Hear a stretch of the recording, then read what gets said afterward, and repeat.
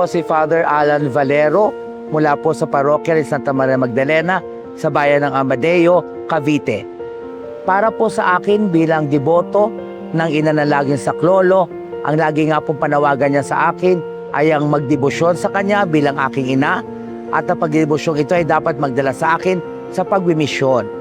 Bilang pari, dapat hindi lang ako ama ng sambayanan, kundi dapat magpakaina din ako, katulad ng mahal na Birheng Maria. Ibig sabihin, maipadama ko ang pagkalinga, ang pag-unawa, ang pakikinig at pagsama sa aking sambayanan, katulad ng ginagawa sa atin na mahal na ina.